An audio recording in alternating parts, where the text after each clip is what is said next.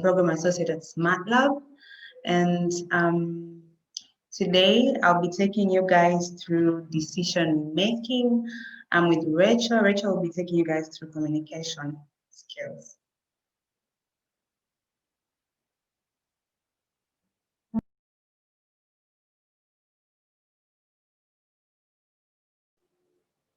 Hi Furaha, nice to have you today again. Hi Semu, hi Baruti. Nice to see familiar faces again.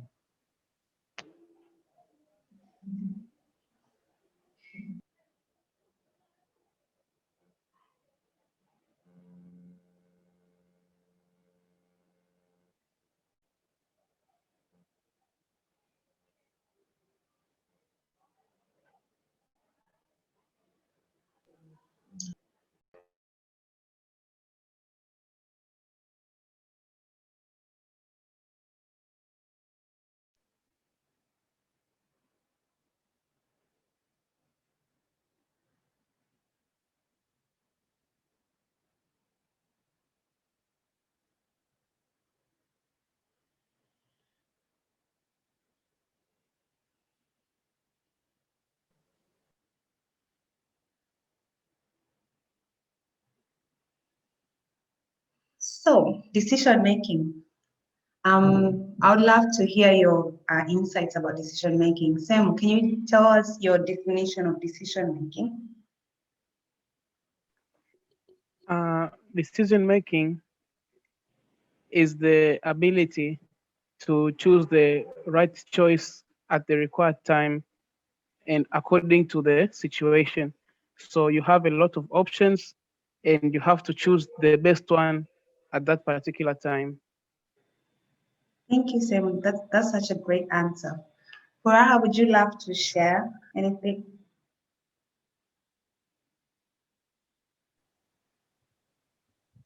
Yes, I want to go far away from what someone said.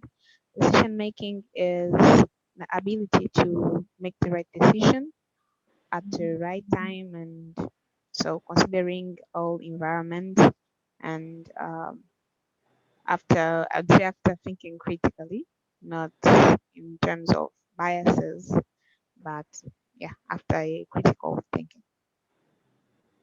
Thank you. So, great answers, guys. That is not far from my definition here. Decision making can be regarded as a judgmental process, resulting into the selection of a particular course of action.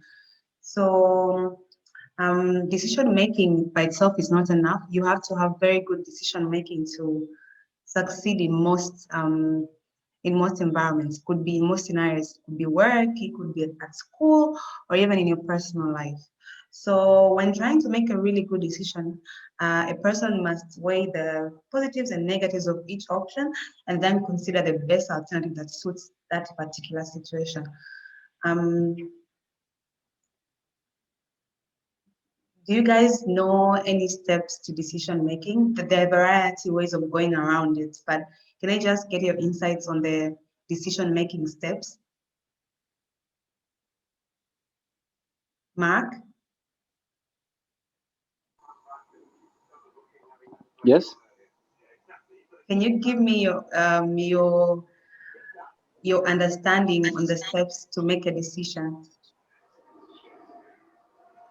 Uh, it's yeah. I feel like it's self-explanatory. Like these could be the steps that are used to Uh-huh. aid someone to arrive to a specific, like a certain decision. Uh-huh. Uh, Other than what you've already displayed, I don't think I have any. I have any Okay. different opinion. But yes, I Because would also define the problem first and then gather any alternatives that might aid to solve the problem. uh-huh. Yes. And then uh have you ever heard of something called as a pros and cons list? Uh-huh. A pros and cons list. It's like you make a list on a table or a sheet that you evaluate the pros and the cons of a specific solution. Yeah, before arriving to the conclusion. So that's very basically, right. yeah, Mhm. So we're so that's saying, yeah. just proceed. I'm Oh listening. yeah. So I usually would consider those three as the top tier, things to consider before making a decision. But yeah, Thank you, Mark. So, what I've displayed here are the steps to making a decision. yes, There's so many ways around it, and different ways of putting the steps together. But mainly, first you have to define the problem that you're trying to yeah, tackle, and then develop alternatives or options you can take, and then evaluate your alternatives. So look at weigh the positives and the negatives, and then make a decision, and then implement your solution, and then try to monitor your solution. Now, have I made a good decision? Did I choose the best alternative to land me into this decision? Does it have positive impact as I envisioned? And then there are so many various importance of making a good decision, but mainly good decision making saves a lot of time. Because, for example, in an environment where you're at work, and then you have to, make a decision on something. In most cases, if you go with the wrong options or the wrong alternatives due to poor decision making, you're likely to come back and work on it again. So making a good decision, taking time to make a really good decision, saves a lot of time in the workplace, at school, in life, anywhere, honestly. And then it fosters respect. So if you're always very keen in making your decisions, you will have self-respect because you will easily excel in a lot of things. And in that case, you are going to, create respect for yourself even with others. And then there's motivation. Doing things the right way is the greatest motivation you can have in anything you do, especially at work. If you excel in every task that you're given, um, you'll be in a position where you're motivated to keep doing more and keep doing better. And then it prevents conflicts. If there's very good decision making within a team, there won't be issues. This saying this, I mean, in a context where a poor decision is made, it could be by a leader or by the whole team. In the end, it could have maybe negative effects or negative impacts on the subordinates or members of the team, and this could lead into great conflicts or losses and things of the sort, which are very, very unhealthy for a team. And then it increases productivity. Like if you're doing things the right way, especially when it comes to decision making, that means financially you won't be creating personal losses or losses at work. You won't be having issues in delivering things on time. And in that case, everything will be really smooth and it increases productivity. So I have laid down factors that affect good decision making using the or a Papa checklist. Has anybody ever heard of this checklist?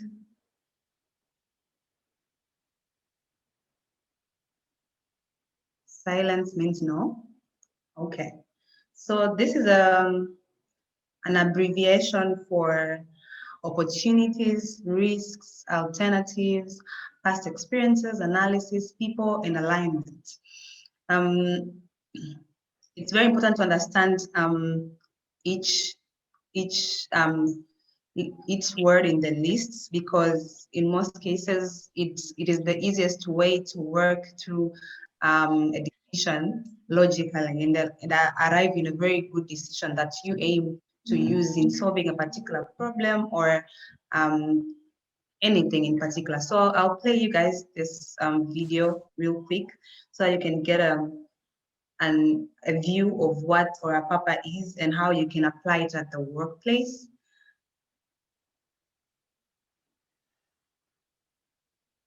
Rachel, can you help me play? Sure. There you go.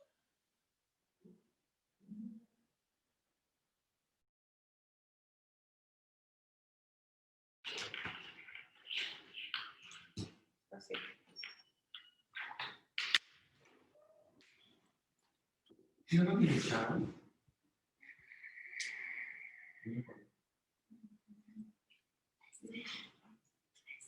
can't hear you. Sorry.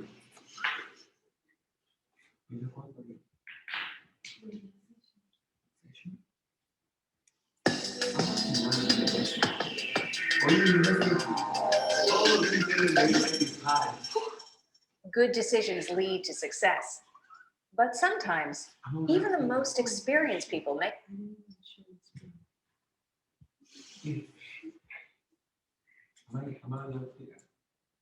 Everybody can hear you. You know that you understand me, so this is my take.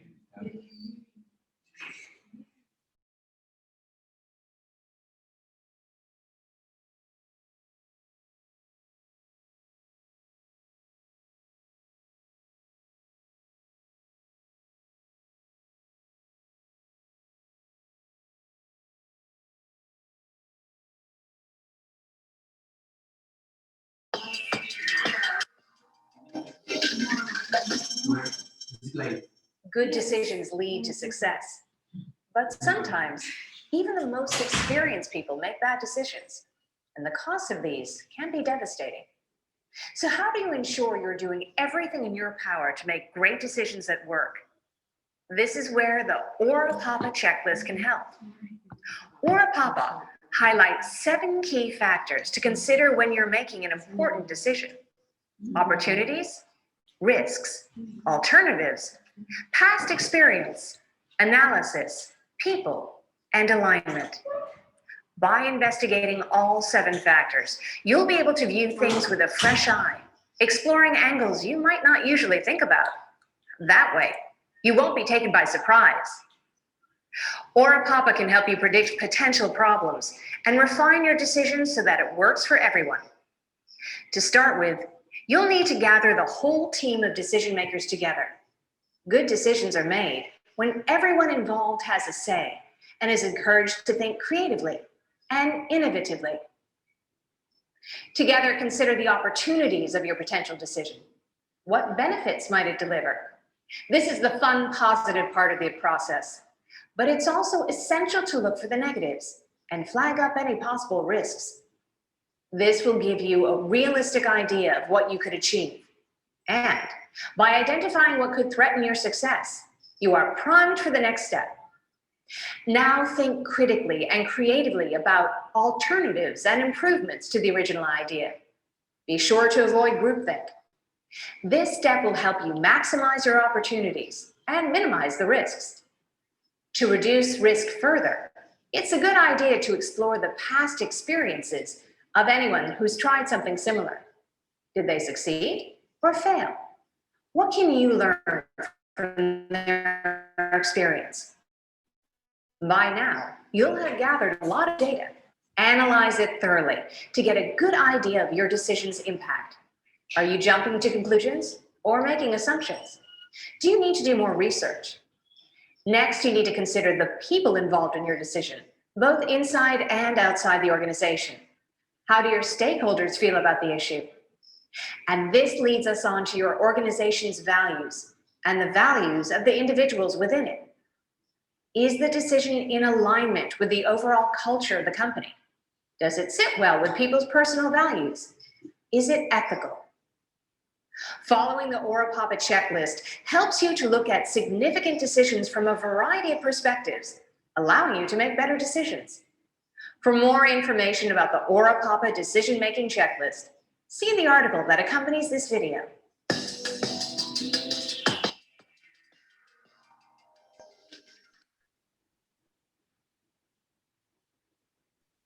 Thank you, Rachel.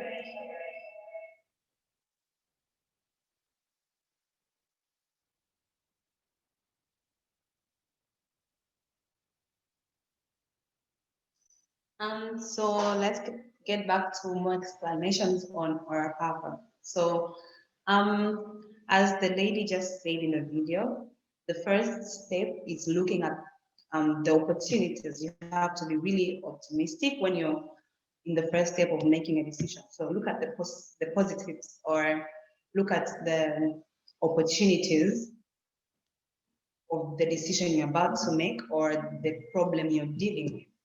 and then assess the risks.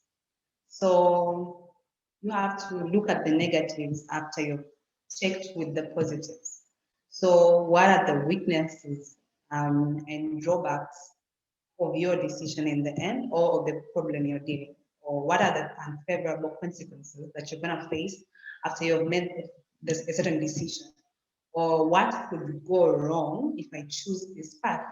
And then you have to go and lay down the alternatives and improvements. So now consider ways to improve the original idea that you already have, or the decision that you're planning to make.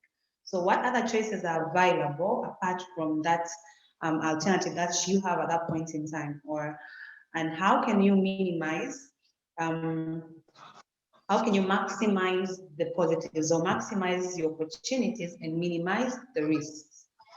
Then you have to go to past experiences, could be yours or another person's.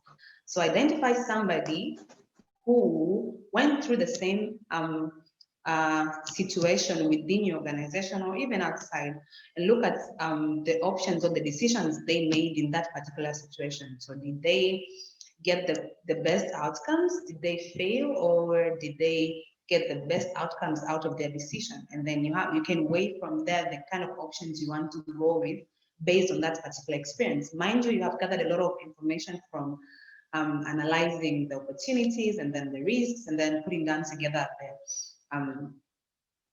the alternative that you have. And then after gathering all this information, then you do your analysis. So review the data and then try to see how you can work around the data or the information you already have into making a good decision. And then it's very good to always have a second eye when you're making a decision. So consider getting people to give you their point of view in that particular matter. So look at what will the stakeholders think. What are the people that are going to be affected by a decision? What do they think about your alternatives, or how can they suggest or give inputs? So, and how will they feel after you have made the decision? How will the aftermath of your decision make them feel? If it's negative, then as a human being, you have to have empathy. If it's negative, then well, how are we going to deal with the change to make sure everybody's comfortable with the situation? And then afterwards, you have to align and consider ethics. So if it's within an organization, you have to look at the organizational structure and capabilities. You can't go beyond that. If the company can't accommodate your decision, then it's basically useless, or it's inconvenient for the company. And for that, your decision is likely to be bad, depending on the situation. But then you have to align with the culture of the organization. What do these people, how do these people deal with things? If it's a very youthful company, I have to make a very youthful decision. You cannot go for a very youthful company and then come up with a decision that would probably favor people in their 50s or 60s. That would be the worst decision ever. But then you have to look at the values and mission statement of the company. Does it match the kind of decision you landed with? And how is it going to affect the main goal of the company? There are various decision models, as I said before. As we discussed yesterday and the day before yesterday, I mean, we have various models for different skills. This is just one of the models that I picked out to try and elaborate to you guys how decision making could go in a company.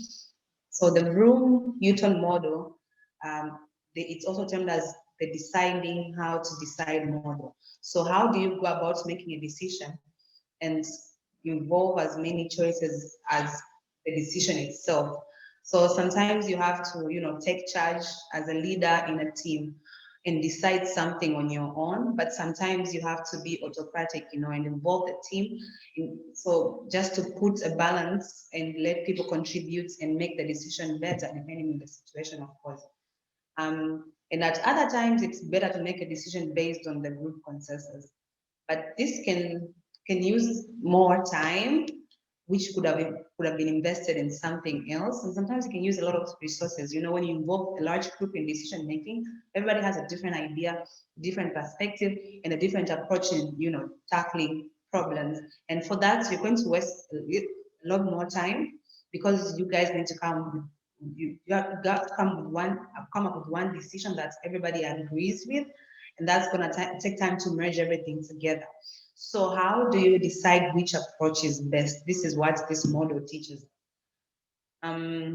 So the Vroom-Newton model has mainly 7 questions that you need to ask yourself to just paint a mental picture of the overall effect of your decisions in an organization or in a group, to just avoid wastage of resources, wastage of time, and coming up with the best decision possible depending on the situation. So mind you, these questions also vary depending on what you're dealing with, but it's mostly for leaders in a group, or it could be even subordinates, but mainly for leaders in a group. So how does somebody go about a decision when working in a team?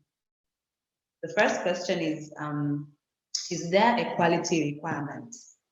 So is the nature of the situation really critical, or it's, you know, semi-critical, or it's not a priority? Just measure the quality and the requirements of that decision you're going to make. And then, do I have enough information to make the decision? So if you're not well informed, you're likely to make a poor decision, because now you don't know what you're dealing with, and you don't know what you're trying to tackle, and you can't even measure the outcome. So is it going to be negative or positive? Because you don't have all the information you need to make a particular decision. And then there's is it a structured problem, and are there alternatives? So are there alternatives that you can take at that particular time without going all the way, or is the problem structured, or no, this is why you get back to defining the problem before you go for decision making. And then how critical is the subordinate acceptance to the outcome or the implementation? So if you're a leader and you have to make a decision, it's very good to picture the outcomes. So you have to foresee the outcomes, see if they favor your subordinates, how are they going to receive it? How are they going to implement the decision? Do they align with what you have decided? If they want, like if you don't envision this early and they don't get to that acceptance stage, or they get to that stage of aligning with you on the decision, that means the implementation is going to be poor, and that is going to be the poorest decision ever, because it won't come to life. If it's a task or if it's a project, it won't come to life because nobody has bought into it. So this is the question you really need to ask yourself before making a decision in a team. And then there's, would my subordinates accept my decision if I make it myself? You know, there are cases where subordinates wouldn't necessarily like or love to not be involved in decision making. They want to be in every part of it and feel part of the team by doing that. So you have to look at the level of acceptance of a decision made by one person in a team, and how do they take it before you do it. So some teams would be fine with it, some teams would not at all. They would want to be part of the decision. So you have to weigh that before you make a decision. Another question you have to ask yourself is, do my subordinates have a personal stake in the solution? So what are they, are you risking their comfortability at work, or how is the change or the results of your decision going to affect them? Is it going to be negative on their side? If yes, how are you going to handle tackling that particular change for them to be comfortable enough to keep working in that particular team? Or if it's positive, then how are they going to receive it? Are they going to be happy? Are they going to need more? Are they, depending on what kind of situation you're dealing with. But then will there be conflict among my subordinates when trying to reach a solution? If you're going to involve everyone, then you have to be prepared to have conflict and different opinions and things of the sort. So you have to measure, is there, how much conflict is there going to be, and is it going to be negative or positive, and how do I tackle this? So with decision making in the Vroom model, there are 5 possible decision making styles that you can take depending with the kind of situation you're dealing with, from completely autocratic to acceptance without direct influence. So by honestly answering the questions we just discussed above, then you'll be directed towards one of these decision-making methods. So there's autocratic one, which the leader makes the decision alone. So if we go back to the questions we just discussed, you can see, so if the situation requires like full attention of the leader, that means they can do it by themselves. So just come up with the decision. But this will only apply if your subordinates are not have no problem with the decision being made by one person. But if there's a problem with them accepting one person's decision, then this is going to cause conflict and discomfort within the team. So you have to measure and see which one matches, which decision-making style matches that particular situation and the acceptance from your subordinates. And then there is the autocratic type 2, whereby the leader collects information from some followers, which might be relevant for him and makes a decision alone. In most cases, you find these situations with the CEO and the management team, when they feel like the lowest subordinates don't need to be involved, then they would sit down, discuss, and then in the end, the decision will be made by the CEO alone. And again, you go back to these questions. How critical is the solution? If it pertains the growth of the organization, for example, as a CEO, you're 100% responsible to ensure that the decisions don't affect the growth of the company. So you could either involve few people and make the decision, or you could do it by yourself, or just involve a few people and then see it through. But then you have to also make sure you know the culture and how your subordinates react to certain kinds of situations. Are they going to accept it? Are they going to be affected? If yes, is it negatively or positively? If it's negatively, how do I, tackle the results of that decision? And then there's the consultative type 1, whereby the leader shares the problem to relevant followers. I just explained this, sorry. Apologies. We got to consultative type 2, whereby the leader shares the problem with relevant followers as a group and then makes the decision alone after hearing the group's inputs and discussions. So in this stage, he will not make the decisions as an individual. As much as he will bring in people to, give him input and discussions, then he will create or make his decision using the information and the decisions brought about by the discussion by the group. So in the first consultative type, he will bring in people, listen to them, and then make the decision individually. But the consultative type 2, he will take the group's discussion and inputs and use them to make a decision. And then there's the group-based type 2, whereby the leader presents the problem to the followers as a group. So if it's a team, that means this information is shared with everyone within the team. Everyone can give in inputs and ideas. People will sit down and brainstorm, and the leader accepts the decision that is brought about by the whole group. This method can be really time consuming depending on the type of the organization, and in most cases it doesn't work for very big companies like corporate companies or multi-million dollar kind of companies. So it would work for a small organization that has few people, or even in large companies it could work in small teams, but it cannot work for a whole huge organization. It might take a lot of time. So that is basically it for the model. So let's get to the mistakes that one could do in decision making. So looking at your experience as students, where do you think in your life you made the wrong decision, and in what context? I'd love to hear from you guys. Who wants to share with us? Baruti, I've not heard your voice today.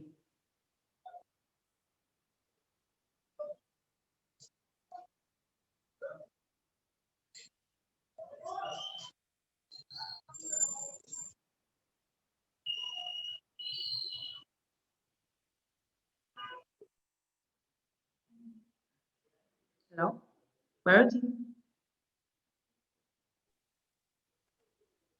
can we hear from you today? Yes. Let's hear from Furaha then.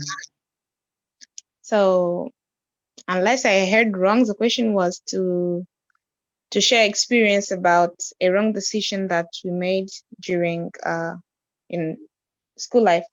Is it right? Yeah. Okay. Personally, there was a time I was okay. I don't know. It depends on everyone's perspective, but on my own perspective, I think it was a wrong one. There was a time I was working during so in the course of my studies, I was working somewhere, and I was I had to miss sometimes I had to miss classes, but later on I had a very poor performance at school, so I failed to balance between school and work. And so I said, okay, this was wrong because I couldn't reach the target or the goal that I had planned for school. Yeah, so I think that was a wrong decision. Ole, I hope you got back on your feet. Yeah. Anybody else that would love to share?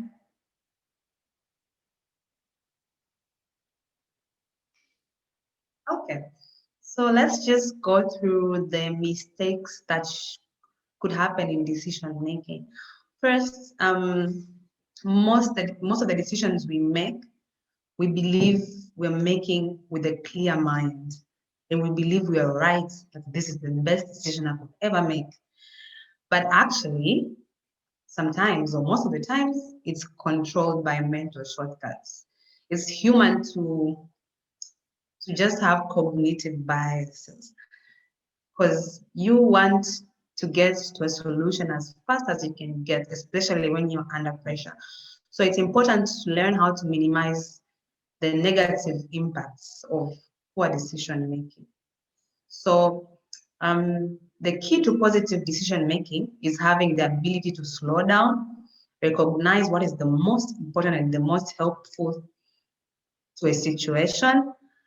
So, however, more often than not, individuals guide their decision processes with emotions, with impulsiveness and reactivity, especially when they're in tense situations. So this results to a short, a short-term kind of solution or decision that won't be beneficial for the longest, you know. It will just, because you want to end it now, you look for the best option for now. And in most cases, you land yourself in the same problem in the near future, or you find yourself in a negative situation shortly. So this will just give you short time or short-lived comfort, rather than giving you, rather than aligning with the long-term goals that you have in the organization or at school or anywhere else. So in most cases, if you're probably, overconfident or you lack confidence, you're likely to be making the poorest decisions ever, because you're in a rush most of the times, especially when the situation is tense, and you just end up, if it's performance, you end up performing poorly. If it's probably like, we can take a good example. Furaha, she shared a very good insight. In most cases, when you're at school, you might be probably broke, or you're just curious on how to, work your way through the employment market. So if there's a job that comes up while you're still in school, you're likely to jump on it, especially when you have the pressure of financial instability at that point in time.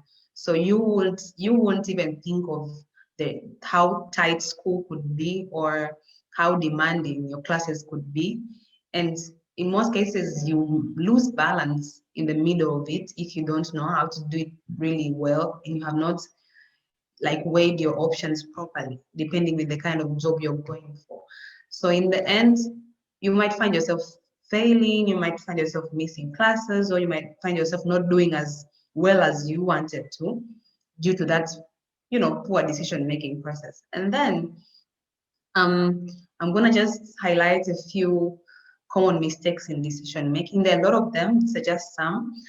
The first one for me is acting on impulse during decision-making. So as humans, as I said before, we have um, an instinct of wanting to solve problems really fast. So if I have a problem right now, I want it to be gone at that point in time. So every option that will come across my way, as long as it's the easiest and the fastest, I want to get rid of this problem, I'll grab it and go for it.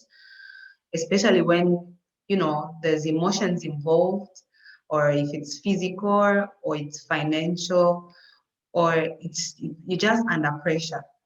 So if all this is involved, you're going to have a very difficult time to make the perfect decision depending on the situation. So this means that too often we just make decisions quick without thinking through or carefully considering the kind of decisions we are taking or the kind of choices we are making, especially when it comes to emotions. When emotions are involved, you're likely to act on how you feel rather than acting with logic. So how do you avoid this mistake? You have to do your best to avoid being pressured to making quick decisions. Even if you're under the influence of an authoritative figure or people you have close relationships with, you have to just avoid doing that. You can take a good example of, when we are applying for universities. Most Tanzanian parents would pressure you so much.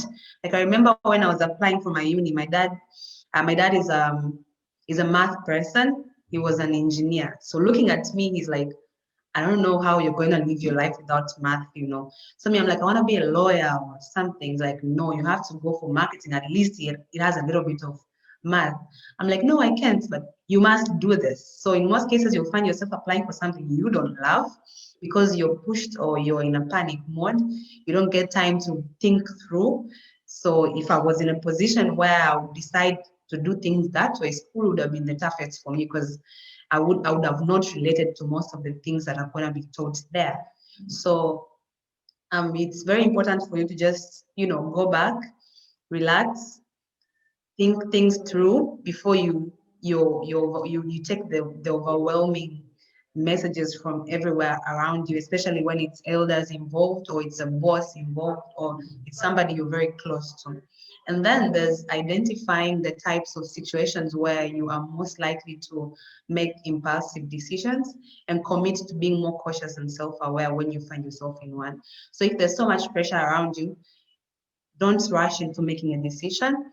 Just sit back and make sure in every situation you commit to just chilling, getting to understand yourself in that moment, and then make a decision when you are sure I have just found myself and I know this is the right route to take. And then always ask for time to process what is being asked of you, especially when there's pressure involved or there's emotions involved. Just be mindful and avoid procrastinating. Probably this is the only way you could find yourself in a tense situation where you're forced to deliver things very fast.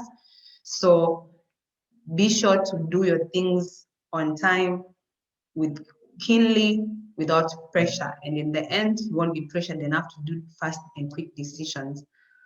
Another very common mistake only listening to those who agree with you. It's very natural for humans to want to be right all the time. In that case, you'll find yourself in situations where you just want to align yourself with people that support your ideas. People that don't support your ideas always feel like they're against you or they're trying to put you down. That is a natural feeling for any human being. But learning how to accept negative criticism and working on it is a very important ingredient when it comes to decision making. So if you prefer to hang or to interact with those that have similar opinions only, rather than people that challenge you in your thinking process, then you are likely to be in the wrong boat and you will always be making the wrong decisions or you won't be making the best decisions. But when it comes to decision making, you have to seek advice and opinions from those don't share the same views, but can pick out a mistake or can pick out a wrong decision and be strong enough to tell you that this is not going well, this has to change, or you have to do it this way. But if you're gonna be dealing with strong people or a strong team that would advise you the right way when you're making the wrong decision, you have to be strong enough to accept criticism and work on it. This will guarantee you seeing things in different situations or different perspectives before making a decision. And that will land you very nice decisions or very good decisions. Another very prominent problem is not anticipating emotions before decision making. Every decision results to direct or indirect consequences. So as a leader in a team, you have to be aware of this and acknowledge how your final decisions may personally affect um, other people personally. So if your team is affected or the company is affected by your decision, you have to know how to tackle it, especially when it's negative. So decision makers who understand the emotions of others or decision makers who sympathize with the people that are going to be affected by the decisions would always try and prevent potential negative outcomes of their decisions, especially when addressing emotional issues. So making a decision for them will be looking at the other side, considering them, and then making a final decision that is going to minimize the negatives that are going to affect the stakeholders of that particular decision that is going to be made. So how do you avoid this mistake? You have to grow self-awareness and empathy before making a decision. You have to put yourself in the shoes of the people that are going to be affected by your decision. So good decision making involves the ability to be intentional about your acts and make sure they are aligned with priorities and values of the organization or the team. So individuals and companies who use mindful, value-based approach can remain calm, adjust and adapt to situations at hand, and move, properly towards the goal if they're being mindful of the decisions they make and how they affect the organization and, individuals. And then there's the narrow framing of a decision. Many people see a choice in binary terms, as in a decision needs to be made with so many alternatives. So if you had option A or B, you have to make sure you look for at least option C and D to have so many alternatives and measure. So when confronted with a decision, we as humans have a tendency of only going for the immediate options. As I said before, we always want to take the shortest route to solving a problem. But then that could land you into a bad decision or a poor decision. But if you have so many options on the table, you have the potential or you have the possibility of getting a better option than the one you could have taken earlier when you're not thinking outside the box. So how do you avoid this problem? As I said before, you have to avoid narrowing your options. It's important for you to just widen your options and think outside of the box before going for a decision. So if your options were donuts and eggs, you have to look for mandazi and I don't know, something else. Just make sure you're just outside that thinking box that you already have. So that's basically it from me today. I'm happy that we have finished well. I'm hoping there are questions. I haven't seen any on the way. So I'll be listening to your questions before we move to the next session.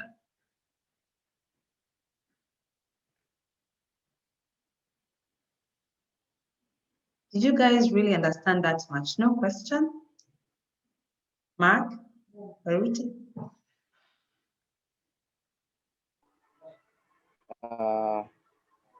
I do not seem to have any question. Okay. Actually. concerning decision making. However, I noticed that you didn't talk about like let's say external factors or variables that can limit a certain decision and how to deal with such factors, especially concerning the risk management part of decision making. What happens when you encounter like a problem that is beyond someone's comprehension? You feel me? Like, for instance, if you're trying to sign up for an insurance, like a fire Mhm. insurance, and then something other than fire burns your property. I don't know if that makes Mhm. sense, but Yeah, yeah. It kind of so would you makes care to talk sense. about? Yeah. Yeah, So as I said, the key thing to making your decision, first things first, is yeah, following the processes really well. yeah, Evaluate, first of all, define your problem really well. Evaluate the risks and opportunities and stuff like that. So, for example, you were talking about true. insurance. You have filed for, Yeah, you have a fire-related insurance, and then you lost your property. Look at your problem. Is there a possibility of me getting back what I have looking at the insurance that I signed for? Logically, no. So how do I go around it? What are the processes? Do I go and get another, if it was probably a property, rather a house? Do I go and ask them for, first things first, before you sign, mean you pay for an insurance, you're likely to have gone through the processes and the the information on how much it's going to cover, right? In that sense, you know for yes, sure the solution is not going back to ask for them to pay for your house because you only paid for a fire insurance. So how do I go about, where do I sleep now? Where do I get the money to get another house? Those are the options you should be laying on the table. So that applies even with other problems that are outside, um, that affect you in an organization outside maybe the management or your team. So the process is the same. Just lay your options really well, go for the best option, and don't be so emotional about it. So if you go panicking to these people that, my house didn't get burnt, but water just happened and it broke down, you have to pay me and stuff like that, they're probably even gonna sue you. You're gonna make the problem even bigger. So you have to just look at your options and weigh them and go for the best all the time when you're making a decision. Did I answer your question? yes, partly. I feel like I didn't Thank phrase myself correctly. My fault. But yeah, all I wanted to know is how would you deal with mitigating risks you. Mm-hmm. that are caused from things that are beyond, let's say, that are outside the variables that you can comprehend. How do you attest for risks that are beyond the comprehension of your decision? I believe when you're It's assessing just risk, that. you have to assess all sorts of risks. Yeah, So when you were paying only for the fire insurance, you should have assessed that they could be floods, yeah, you know. So probably you made the wrong decision before, and maybe it's time for you to just go back and try and re-evaluate based on your past experience and do something way better. So when we're talking about assessing risks, that is why I said you have to think outside the box and make sure you've laid all the alternatives that you need to have laid before making a decision. true. So yeah, that's basically it. Have I answered now? Yes, we're clear now. Thank you. Yeah. Any other person with a question before we move to Madam Rachel?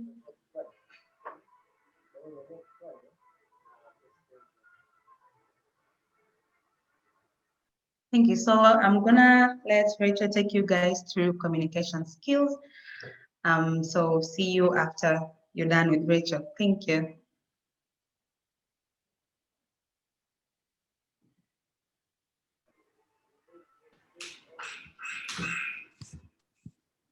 Hey guys, I hope everyone is doing well this evening.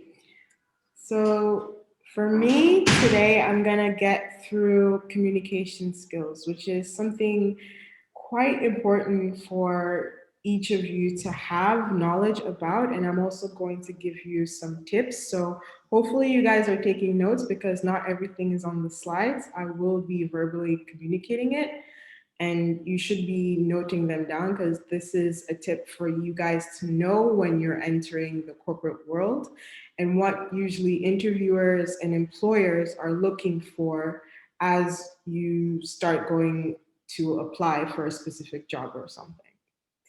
Okay, let me share my screen. I hope everyone is on the slides, and then we'll break into groups to do assignments. Okay, let's start. Okay, does anyone know the principles of communication?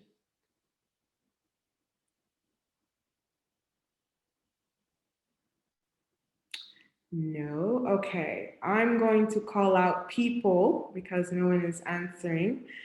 Let's be random and talk to Fardeen. Fardeen, do you know key principles of communication, effective communication?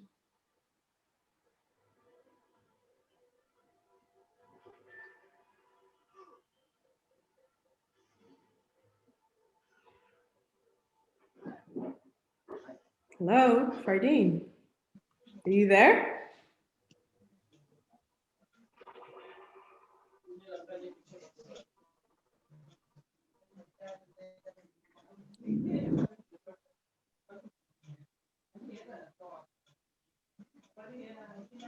Yes. What are the principles of communication?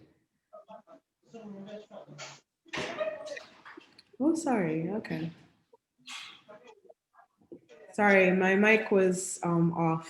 Sorry, continue.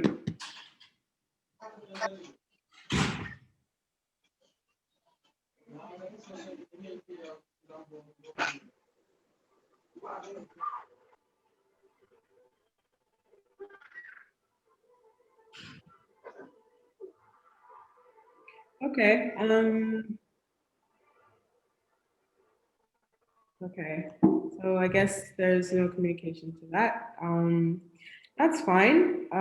Can we do Baruti? Do you know any principles of communication?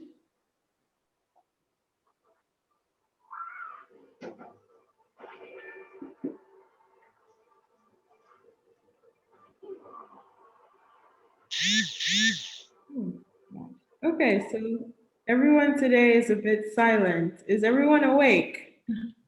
I'll try. I'd like to volunteer to answer that, if you don't mind. Okay.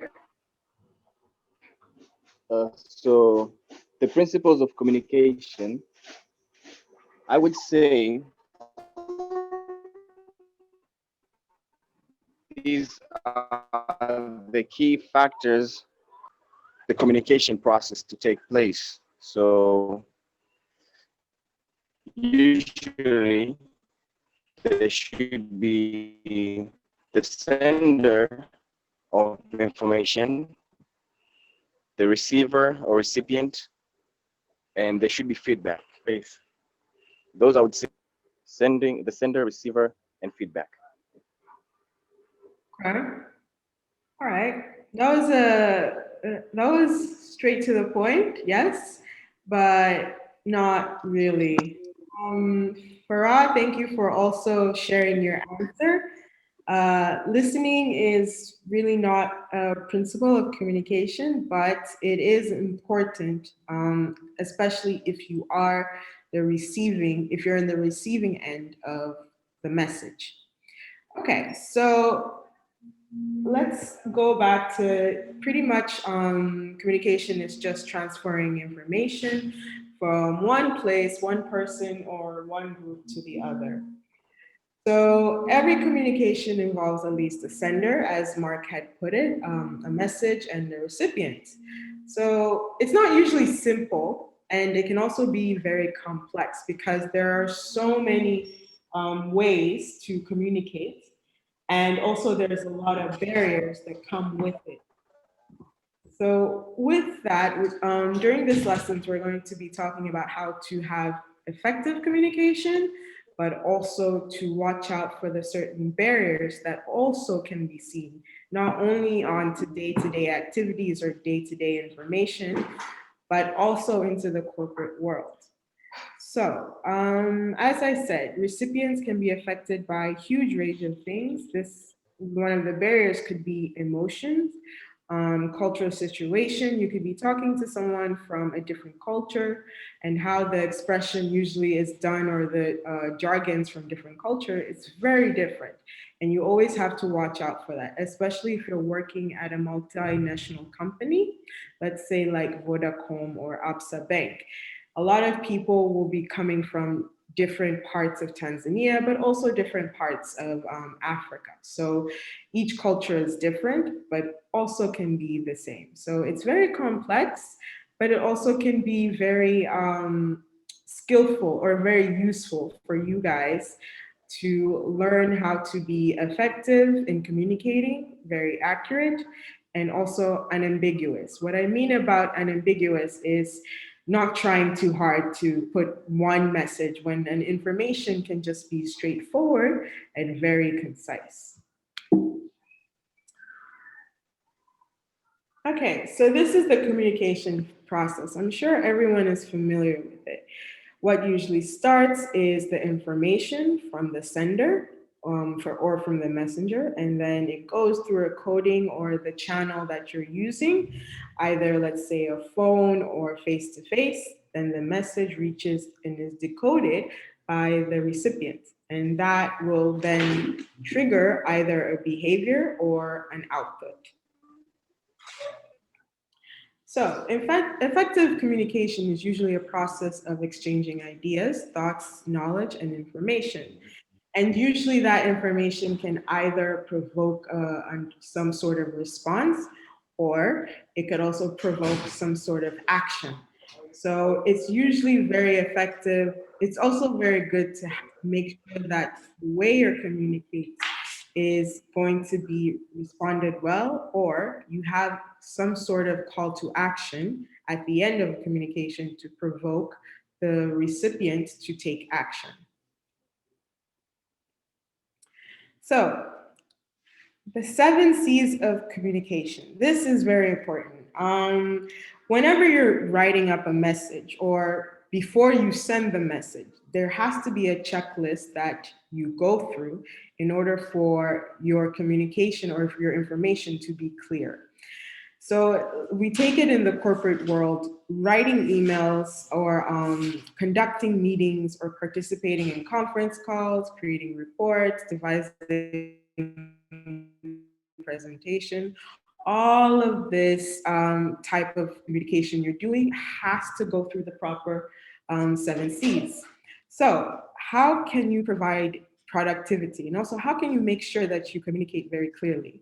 You have to make sure that your information is clear, it's concise, it's concrete, it's correct, coherent, complete, and courteous. I know it's a mouthful, but it's also very helpful, especially if you're introducing yourself to your employer or the interviewer and you're sending them a CV. You would usually have to create a cover letter. So in that cover letter, always go through the 7 C's. Is this information clear?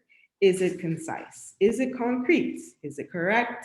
Is it coherent? Is it complete? Or is it courteous? And also think about what you're communicating during the interview.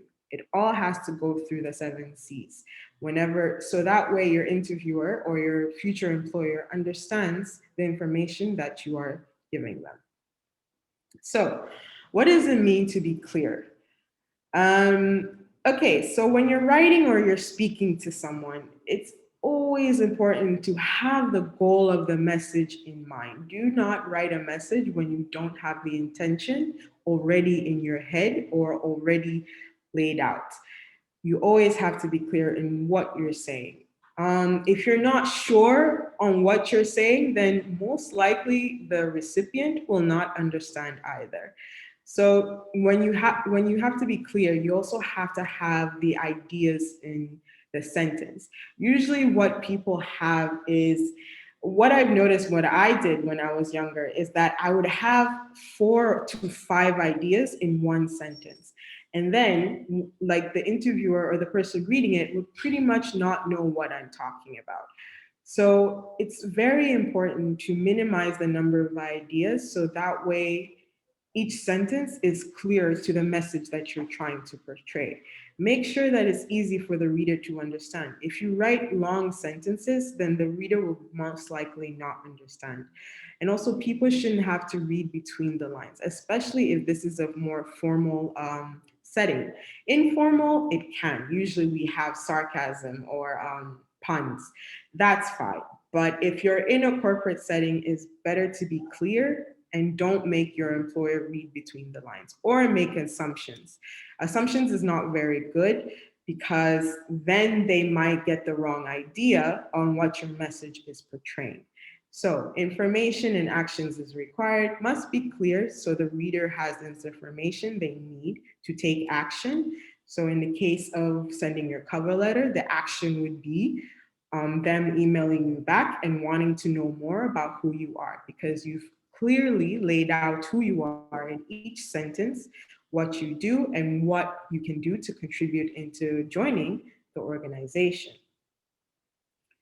Okay, concise. When you're concise in your communication, you stick to the point and keep it brief. Again, long sentences, long ideas, long stories is corporates do not have time to read that.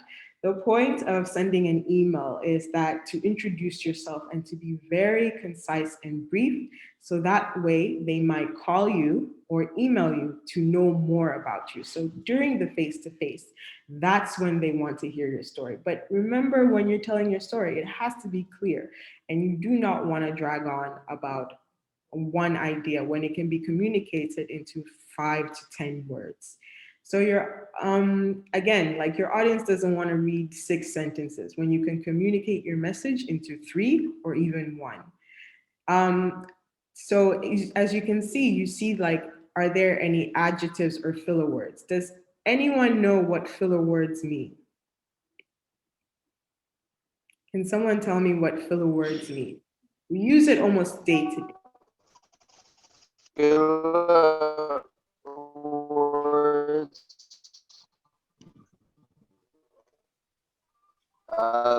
these the words that are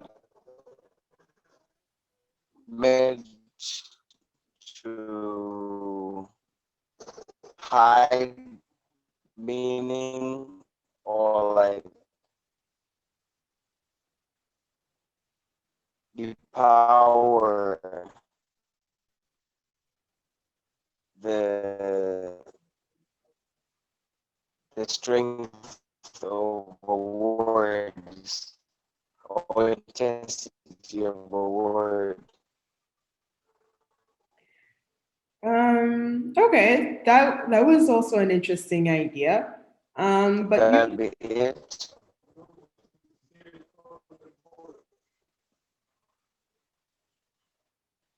sorry, Mark, it's really hard to hear you. I think it's connection.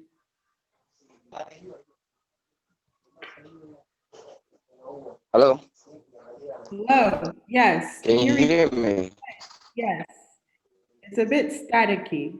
Can you repeat that?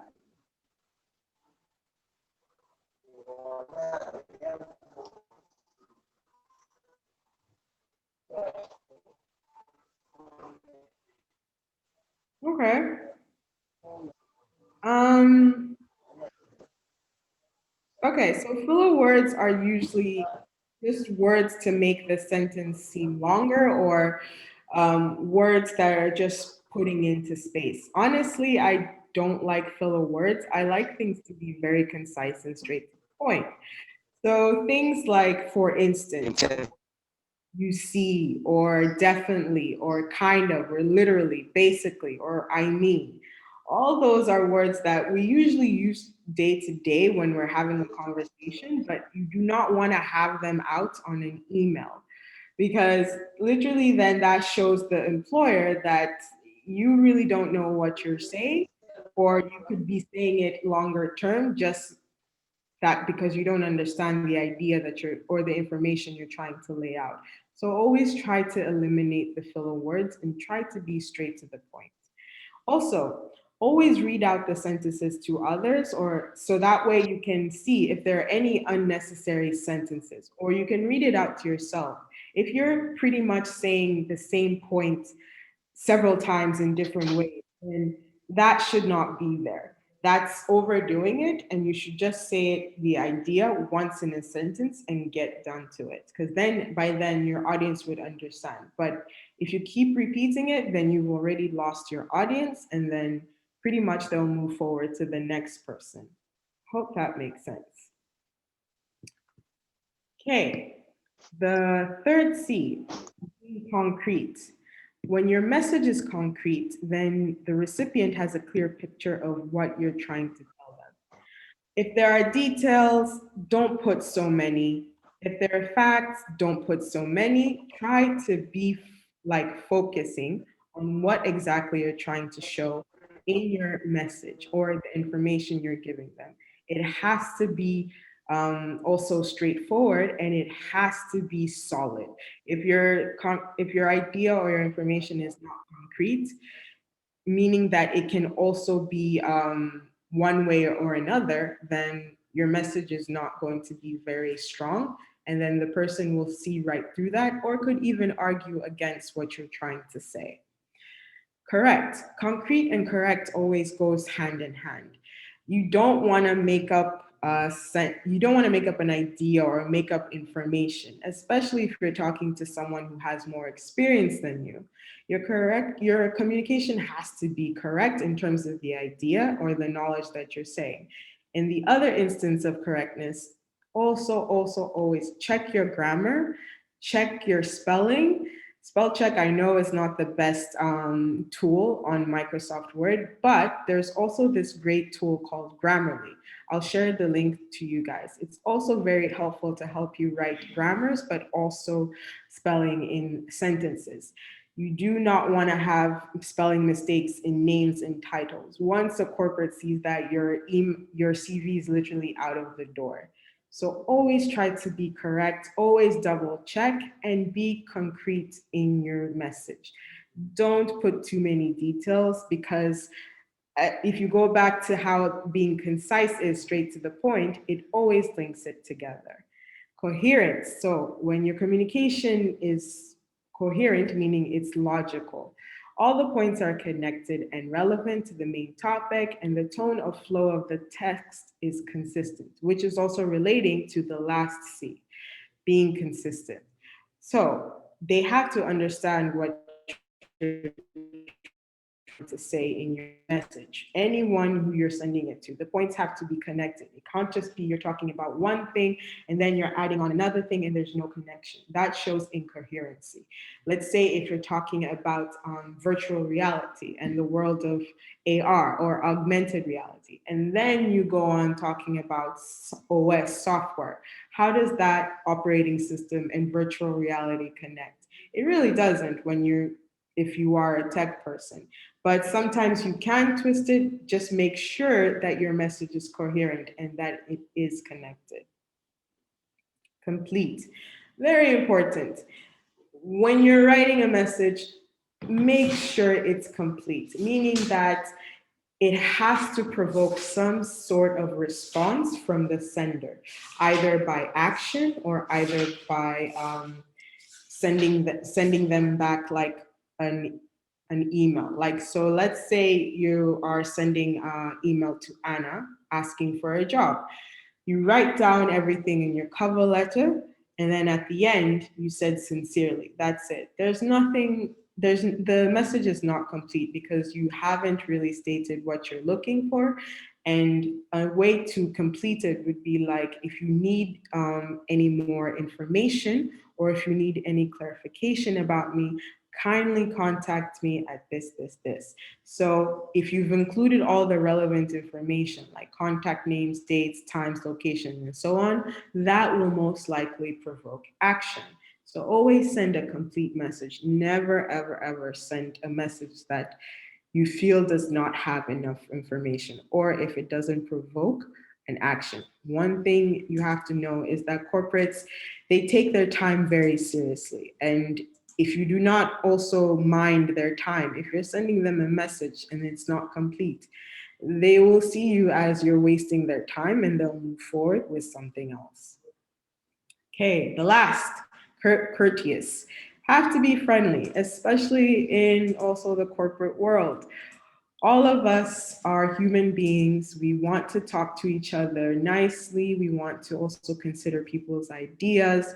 Do not send insult or passive aggressive tone, sarcasm if the room is right. You sometimes have to read the room and if everyone also gets the joke. But if they don't, then just keep it to yourself and also be mindful of everyone else's feelings, or also be mindful of everyone else's viewpoints. So as to summarize the 7 C's, we communicate this usually every day. So when you're starting to put your portfolio or your emails together, remember to use this checklist to really properly construct the information you're getting. So you have to be concise, you have to be clear, you have to be concrete, you have to be correct, coherent, complete, and courteous. Does anyone have any questions in one of the C's?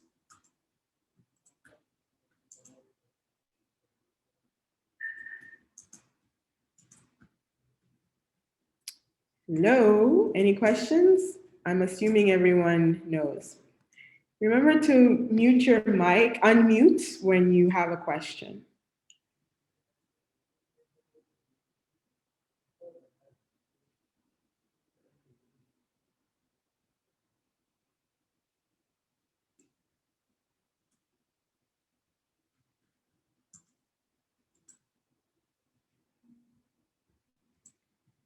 Okay, so let's move on to the barriers since no one has a question. Oh. Okay. So let's move on to the communication process barriers. So these are also something everyone has to be mindful of when they're working in a more multicultural or international settings. So usually when the intended message is often disturbed or distorted, it could lead to a condition of misunderstanding or a failure of receiving the message. So barriers to effective communication could be many things like language, psychological or emotional, physical, you could not be in the same room or the same country, and also cultural, because everyone in different cultures have different types of meaning, speaking, as well as expressing. So the first, I think this is the most common one when you're working in an international settings, language. Everyone, even if you're communicating the same language, the terminology used in a message can also act as a barrier because not everyone might be understanding the vocabulary or the sentence that you're saying.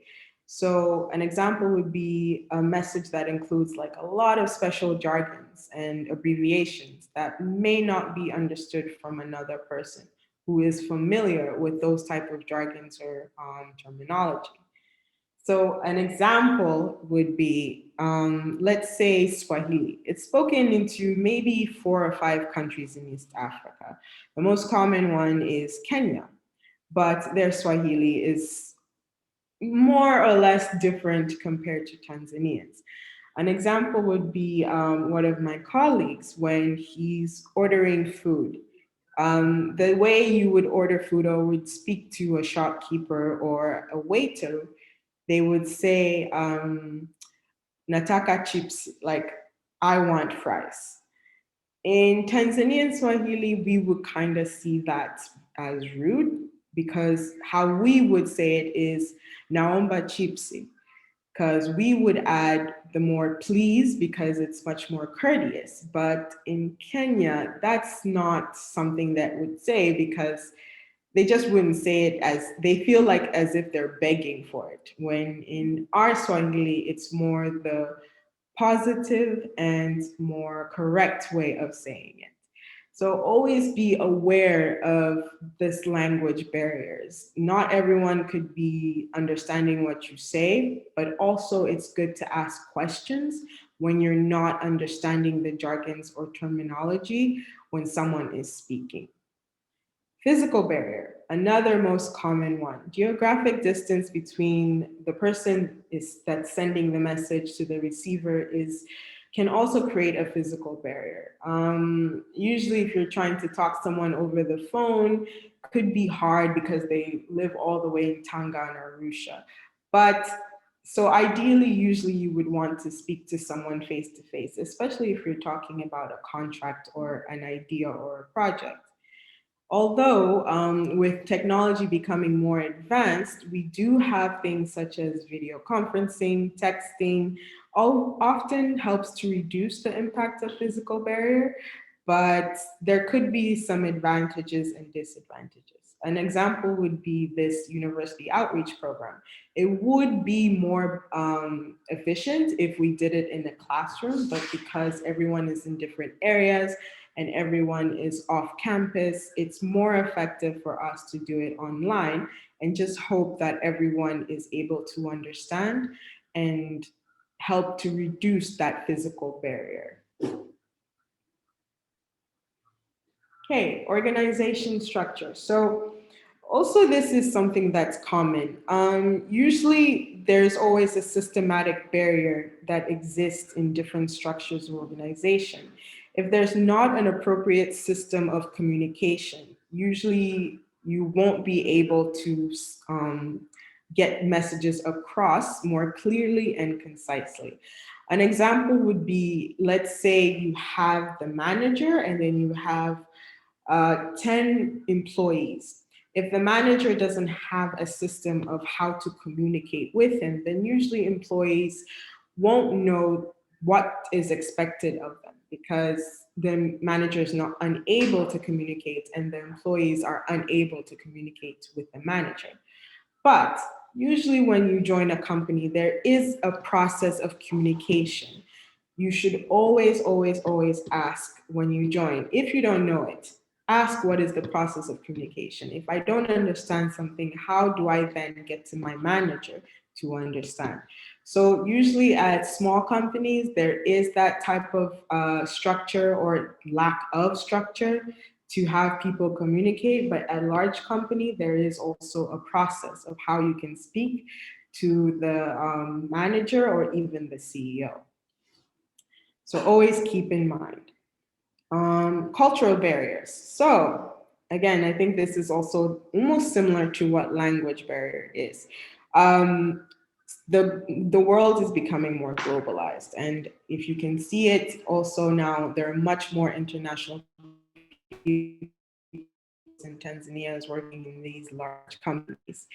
So as you know, each country has a different way of doing it. So different cultures have different meanings for basic values of society, such as how you dress, religion, foods, drinks, and also general behavior that changes drastically from culture to another. An example would be in Qatar, they work on Sundays, Fridays, they're off, and Saturdays. So that's a cultural barrier to someone from Qatar who comes here. They go off on Saturday and Sunday, but they work on Fridays. So that's also something that everyone has to keep in mind of, especially if you're joining an international organization. Be mindful of your employees, and if you don't understand or if they don't understand, it's always good to ask for feedback and communicate. So these are the 4 process of communication. And then there's one more, which I think everyone also knows about this and they have also experienced it, is technological barrier. Technology is developing very fast as a result, and for some people, it might be very difficult to keep up with the developments. An example would be someone like me. And 7 years ago, this app called Snapchat came out, and I don't know how to use it. I haven't learned how to use it, and I don't think I want to learn because it's very complicated for me. So that's part of my technological barrier. Let's say if my brother sends me a message, he sends it on Snapchat, and I tell him, I don't know how to read it because I don't know how to open this phone message. It's very difficult for me, and that would be considered a technological barrier. Another example would be, let's say you're going to Vodacom. One of the emailing platforms they use is Outlook. Not everyone is familiar with Outlook. Everyone is more familiar with Gmail or Yahoo. So in joining that company, it would take a bit of a while for you to understand how it works. But also you have to have time before applying to also understand the type of tech that a company is using. So as a tip, when you are applying for an organization, always research about them. And if you don't understand a type of tech, it's always good to also learn about it. So that way, when you do join or go into an interview and they ask you, you have some information about it. Especially if all of you are studying tech, please, please, please go and Google and learn about this tech. You do not want to be a tech person, and a technological barrier is part of your barriers for communication. It's not something that I would want my employer to see. It's something that I should be searching for and learning more about it. So does anyone have any questions about the barriers?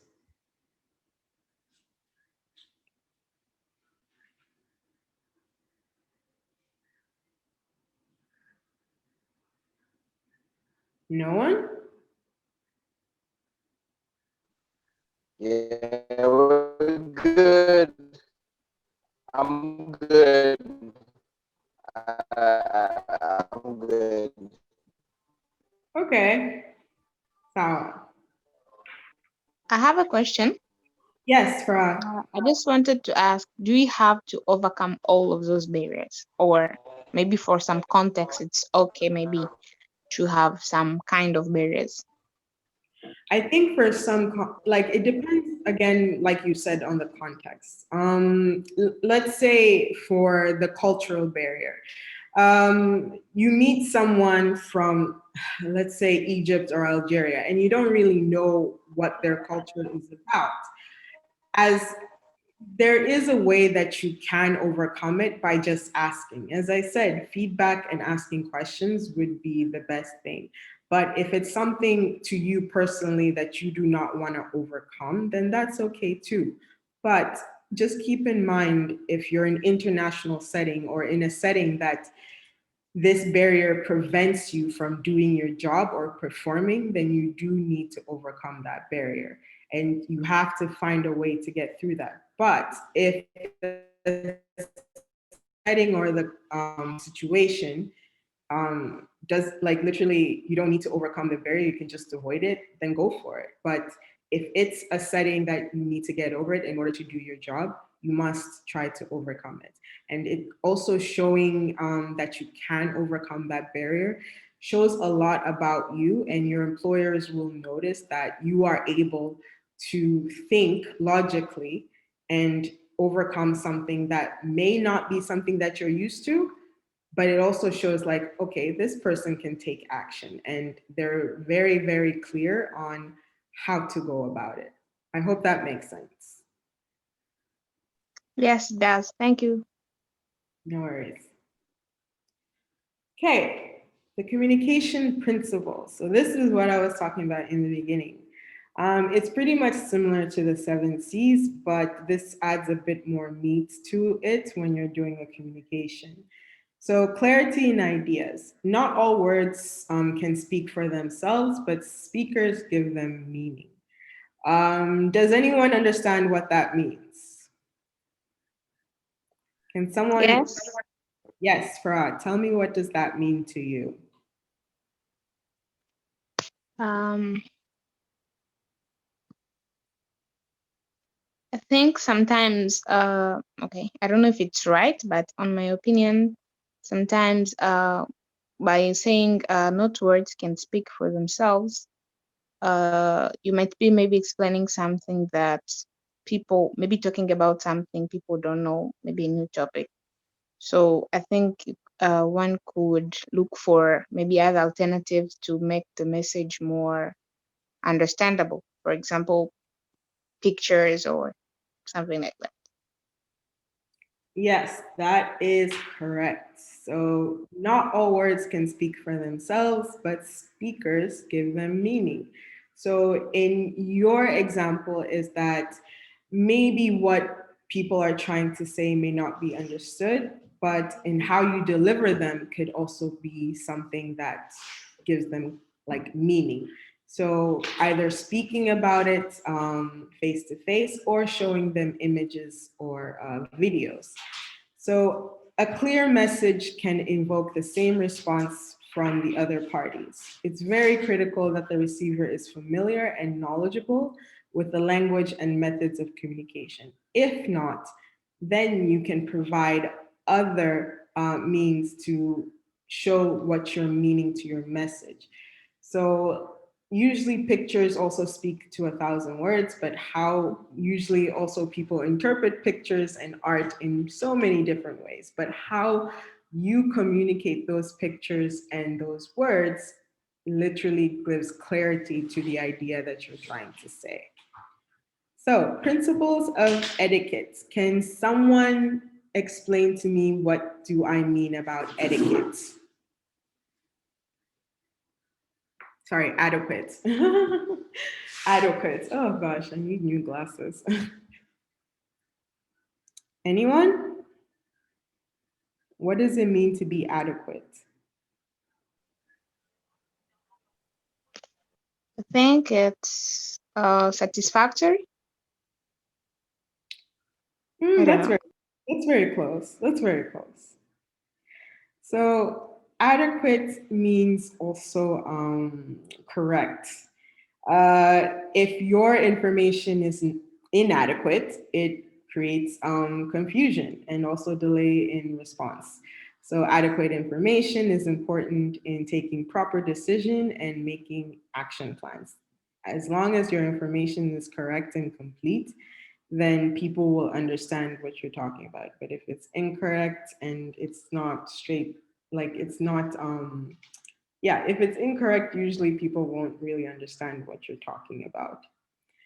Attention, principle of attention. So it is said that actions speak louder than words. I think it's almost the same to what we were talking about in clarity ideas, but in the context of attention, can anyone explain that?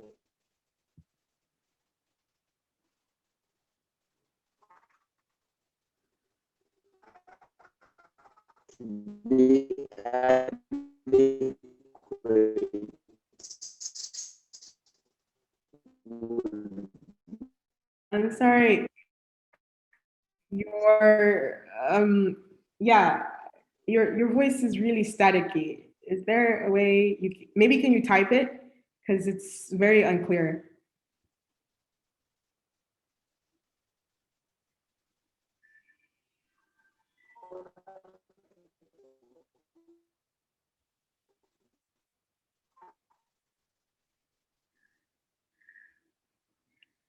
Are you typing? I think it would be better for you to type because I can't really understand what you're saying right now.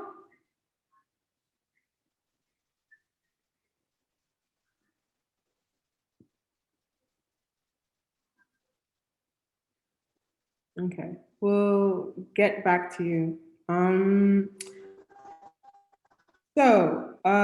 For effective communication in terms of attention, the receiver should always be drawn to the message. If the receiver is not paying attention, then your message is not going to be received well or none at all. people usually have different behavior, emotions, so be mindful also. Their response may be differently to the message. You never really want to include like jargons or expressions that people are not familiar with, otherwise they won't pay attention and or might respond very differently. So an example would be like an active and manager. Usually employees follow their manager. So like monkey see, monkey do. That would be a saying. So if a manager comes on time in the office, usually the employees will also come on time. If a manager usually presents, then usually employees would want to present in the same way as their manager because they would want to get where that manager is going. So always be mindful that when you're sending your message, make sure that the intended action or the intended response is what you expected from that message. You don't want people to be offended or cause like really sad or angry emotion. Consistency, very, very important when you are communicating. So like an example would be usually you have to be very consistent with your messaging if it's all pertaining to the same idea or the same strategy. So an example would be if a company has certain policies or programs that are aligned with the company's mission, they shouldn't be doing other things that are clashing with what they believe in. An example would be, let's say, this would be a good example because I see it all the time. If you look at NGOs in Tanzania or any other African country, their mission is usually to help the people in the country, but yet on how they live. Most of them, they drive on Land Cruisers, they live in really nice apartments, and their statement is supposed to help other people. So you can really see a disconnect between the NGOs and what they're preaching and the people, how they're working there, are living a totally different lifestyle to the people that they're trying to help. So you never want to be in conflict with what you're preaching. Always practice what you preach. That's my thing. And always be, that means you're always consistent with your ideals, your message, as well as what you believe in. Timelines. Timelines are also very important in the corporate world. If you do not communicate at a proper time, people will less likely not listen to you. So always, always, always, when you're planning something, create proper timelines. So that way people are able to receive your message on time and there's no delay in the communications. If there is delay, then usually people would either drop attention or they might not even help you in that, might not even be able to receive that information. Feedback. As I said, this relates to Ferrari, your question.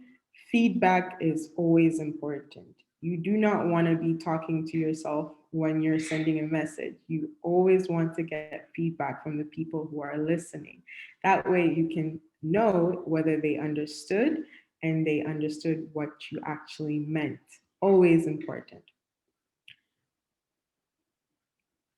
So, does anyone have any questions about the principles of communication? I would very much love to get feedback from anyone.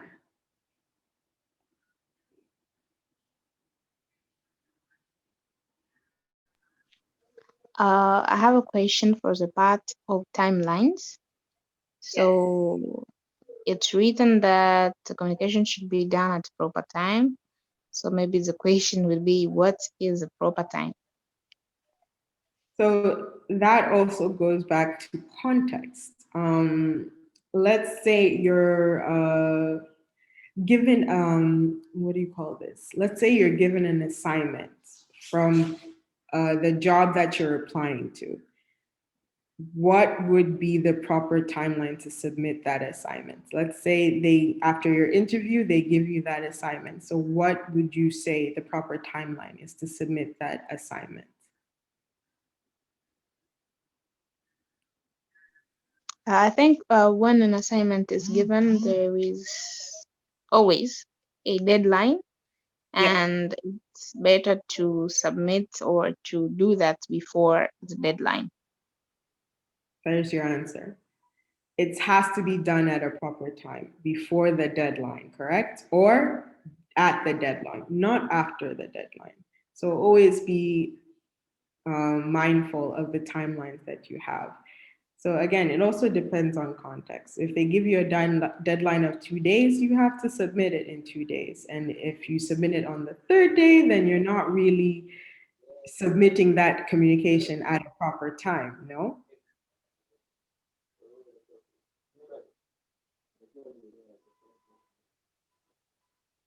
Okay. Does anyone else have another question?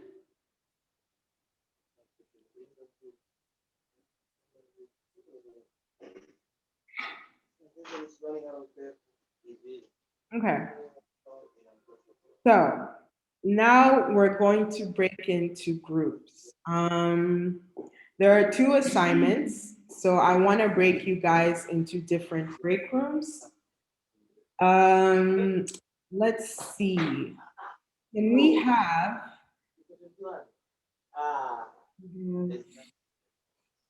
sorry. 1, 2, 3, 4, 5, 6, 7, 8. So we have 8. So we're gonna have 4 people in each group. So Semu, Marlon, Fardine, and Charles, you are group 1. You will do the group 1 assignment, the communication skills assignment. This one. So it either all of you can answer or one can answer. And then just make sure that you put the names of the people at the bottom of who is in this group. So we're gonna put them into break rooms. As I said,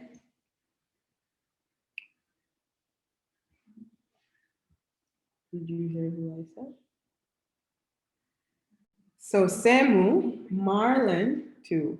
Semu, Marlon, Fardine, Charles. That's group 1.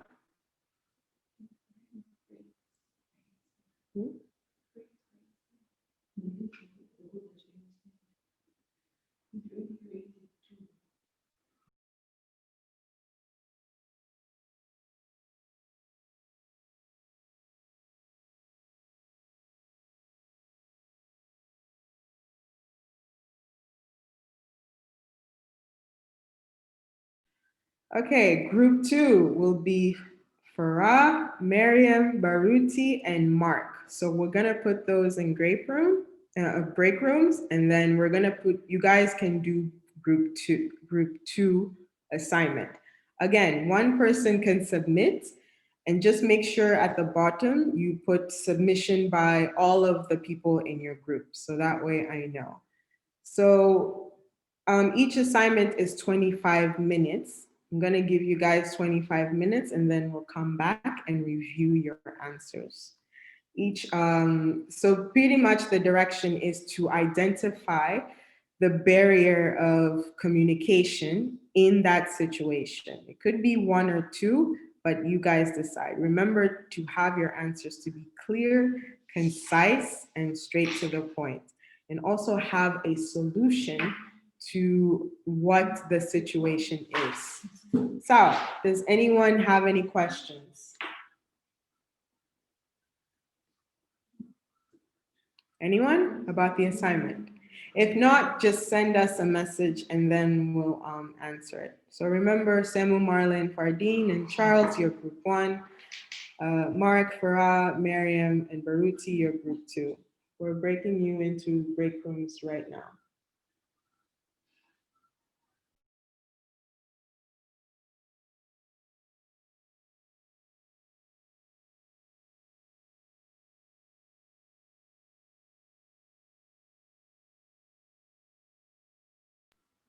Hey guys. Okay, I hope everyone has submitted their work.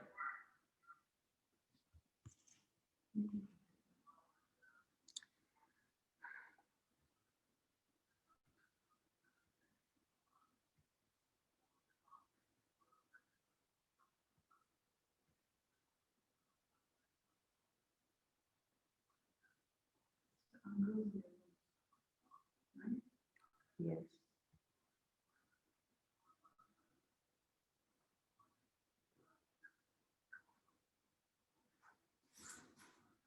Hello.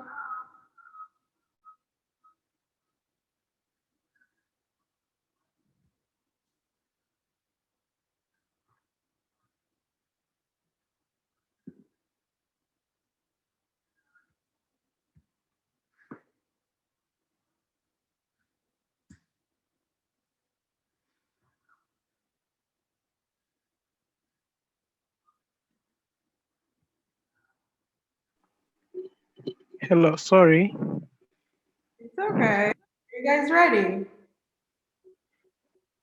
Yes, but I was the only one who was able to access the questions from my group, and I simply forgot to write the names of the group members, and the time was up. I think I opened the questions too early. Okay. Can you just put it in the chat and then I'll note it down when I'm grading your marks. So just put it in Okay. the chat so that way I know who's in.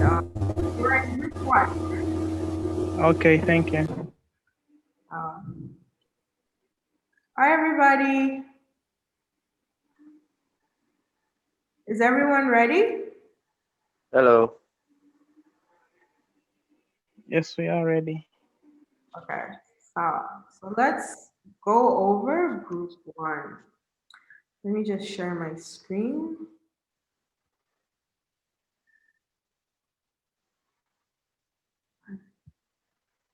So, group one, your situation was a cosmetic product development specialist in Ghana came up with a new idea that used cocoa beans as a key ingredient for body lotion products. The specialist spent time emailing the marketing manager in South Africa with the idea, recipe, and product description. The marketing manager had difficulty getting her answers to the product question back from the specialist in Ghana. Is someone's mic off the mic? Okay, thank you.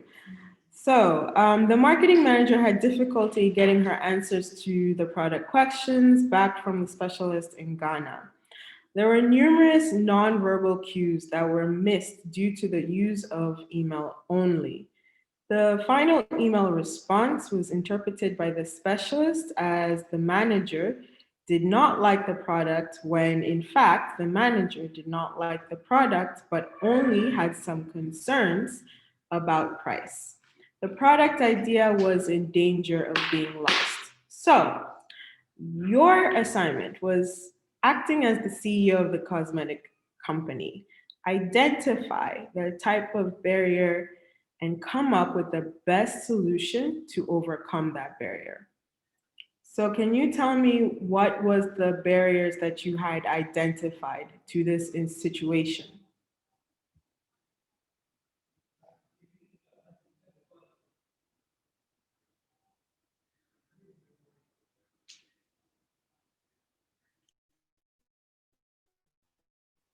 Sam, what was the barrier that you had in the situation?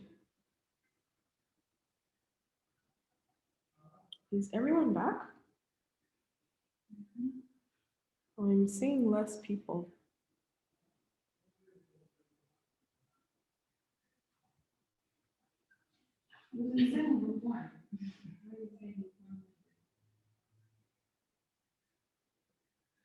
Thank you. Thank you for that. So can you tell us what your answers were, Samu?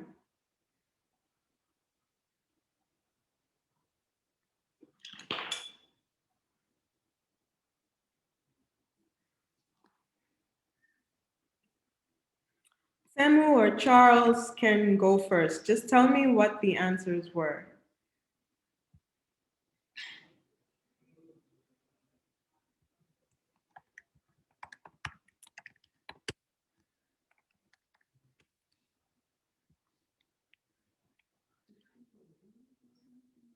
I don't know. What happened? The host is not allowing to unmute. Please allow them.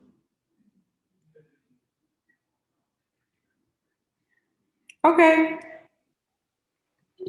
Okay, thank you. no worries. Um,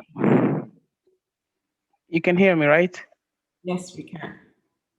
Okay, the barriers that we have found are, first one is the physical barrier, because there was distance between the specialist and the marketing manager. So the specialists are located in Ghana and the marketing manager was in South Africa. So there's physical barrier.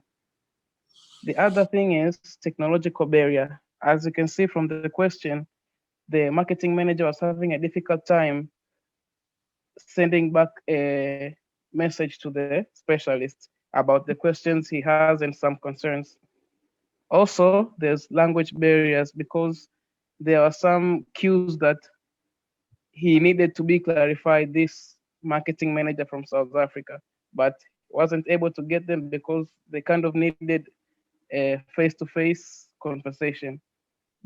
And also, there's organizational structure barrier, whereby this specialist is required to answer directly to the marketing manager, but at the same time they're not located physically in the same place. So the organization structure is a little bit of a barrier unless this marketing manager was on a trip to South Africa. Otherwise, they're supposed to be close in the organization so that they can meet closely and yeah, discuss about their plans. Okay. Thank you, Samuel. All right. So my feedback on this is the physical barrier is spot on. Eliminating the physical barrier between the marketing manager and the specialist to get the information a lot better is very much correct. But using the best technology available for communication is good. So what I would have liked to know is what type of technology could they have used for that communication? That's the one thing that I'm missing. But in regards to language and organization, I don't really see that linking to this situation. I think when you're working at a cosmetic company that has two countries like Ghana and South Africa, you're pretty much speaking the same language. And also, as a product specialist, as a marketing manager of that same company, you would understand what the other is speaking, but it might be communicated in a different way. So the physical and technological barrier is spot on, but language and organization barrier, I might have to disagree because. Can I argue with that? Go ahead. Okay, remember that this person is a specialist, right? So technically speaking, a specialist has these kinds of language because they are trying to create a new product.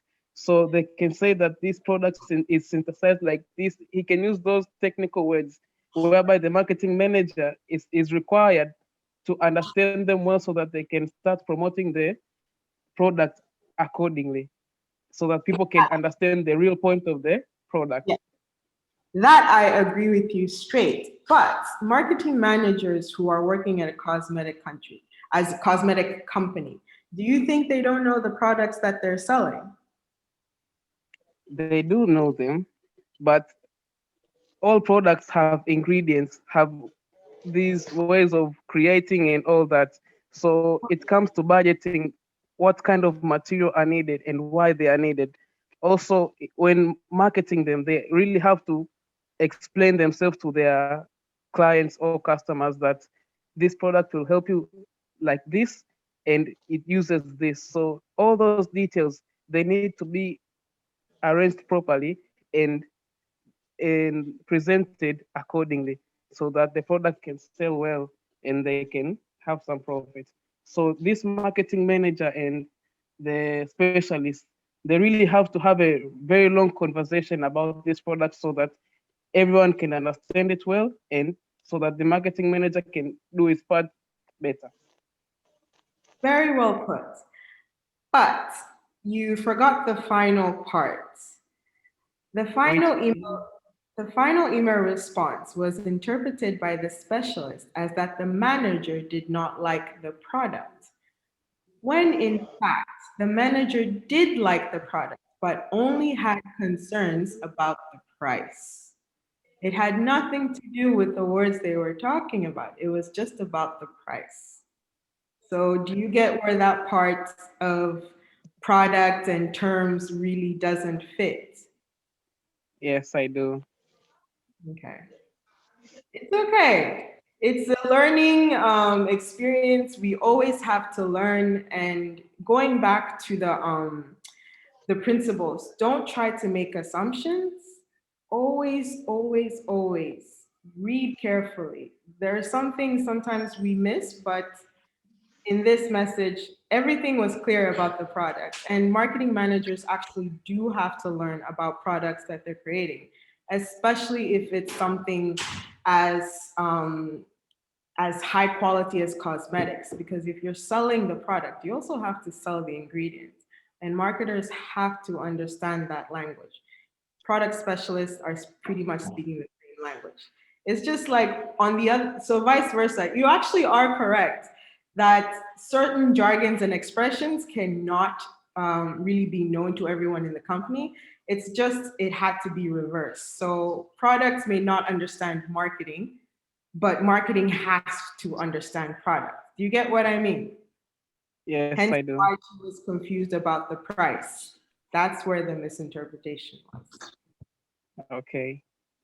Thank you so much for your answer. It's very clear cut. I understood it really well. Just going forward, always try to read the full message to get the full story. So, great. Okay, group two. Is everyone here? I thought we lost a few people. Oh my gosh. Okay, they're here. Okay, let's read your situation. So actually in group two we had a challenge and I don't know why. Mhm. When we opened the link first, we Yes, saw a certain question yes. and we started discussing again. But when we clicked the start button, we found another question. So it looks like we did something different from the question that we had to do. Oh, okay. But okay. I think maybe then you guys can submit it individually in order to get the marks. Would that be something that you can do? Um, One submitted, but unfortunately I also opened the link. So because okay, I was confused because when she saw the different question, I thought maybe I could also open, but I saw the same question and I couldn't complete it either. So I don't Okay. know if there's opportunity for us to retake the question maybe. I don't know. Well, have all of you read the same question? That's my Yes. first question. Sorry. Okay, so then all of you have agreed on the same answer? Yes. And that's fine. Yes. That's fine. If all of you are in agreement, I'm just gonna grade you guys as a group because this is a group project. So, Okay. Thank you. Okay. so just type out the group two on the chat so that way I mark all of you the same grade. Okay, so let's read out loud the group two assignment. The software development team at Mengi Tech was working on an app that taught and helped users learning how to save money. The app is to be launched in a week, but the team was having issues completing it. The manager of the team had checked in with them from time to time to see how they're doing and if they can meet the deadline. Though he suspects that the team is having trouble. The team has not communicated to the manager that they're having trouble finishing the app because they believe they can solve the problems themselves. So, as the manager, what type of barrier did you guys say about this situation?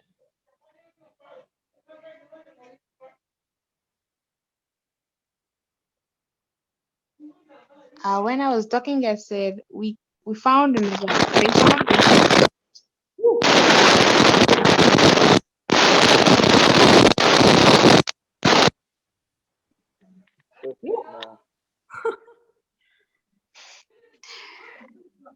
Ole, guys, I don't know who was that. Sure. Okay, so whose answer am I reviewing, Farah or Mariam? I think Mariam. Okay, Mariam, please share.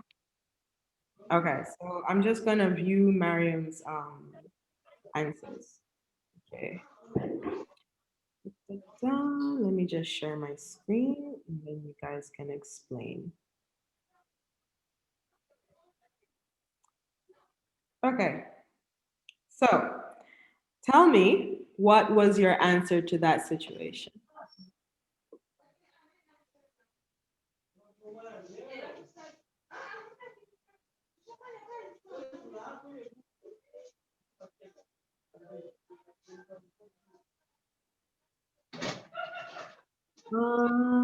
I think this was for group 1. Yeah, this is the answer for group 1. Is this right?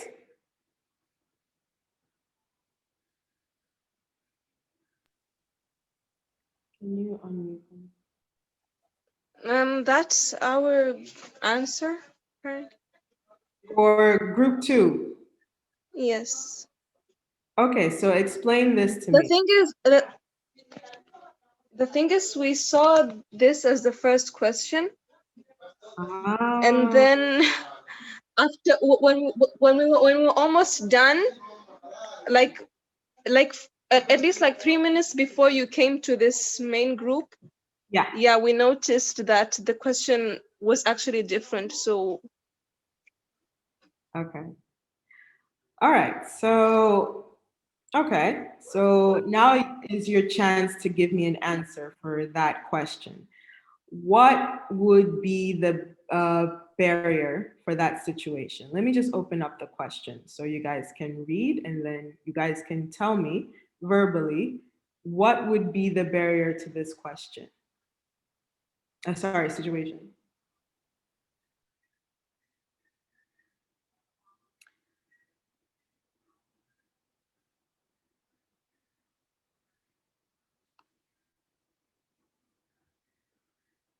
Can you unmute them, please? You guys can unmute, right? Okay. Okay. So tell me what would be the best barrier? What is the identified barrier to this situation? Okay. One of the identified barriers is these people had the employees they didn't give the feedback to the manager. So when they saw like things were not going on well, and they just decided to work on their own. Also, So let me just open the barriers and then you can see, because I don't think you have the slides. So remember, there are 6 types of barrier. There is language, there is physical, there is organization, there is cultural, and then there is technological. So out of the 5, what barrier is this group facing?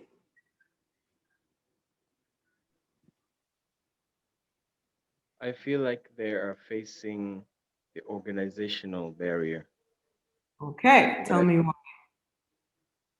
Because it's obvious that the tech team and the administration Hmm. we're not having like an open channel to communicate with each other. There wasn't that comfortability between them. So that's why it seems like the tech team, I feel like they were intimidated to address the very idea that there's a possibility that they could not finish the app on time. So they tried their level best to try to finish it, despite the possibility that they might not be able to finish it. But if they had that open channel with the administration, they could have easily said and pointed out that there's a possibility that we cannot finish the app on time. Okay, spot on, Mark. Very spot on. Who wants to add? I guess what he said was right. That is an organizational barrier because we don't see anything that mentions out whether there's any technical barrier or anything else. That's the main point, that they can't communicate directly with the manager. Like there's no communication between them and the manager. So obviously there's something wrong. Okay, brilliant.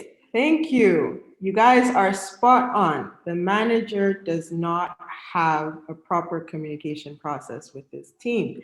Hence why they don't feel like they should report they can't complete the app. So, as a manager, what would you do in that position? If you are suspecting that your team is not communicating with you, what as a manager would you do? First thing, I would conduct daily briefings every morning for at least 20 minutes to get to know what each and every employee has faced, what challenges each and every employee has faced the day before, or anything concerning the project or the company or organization. I would do that every Okay. day. Every morning, I would at least give out 20 to 30 minutes to listen to my people. Okay. Brilliant. That is a very good answer. Anyone else?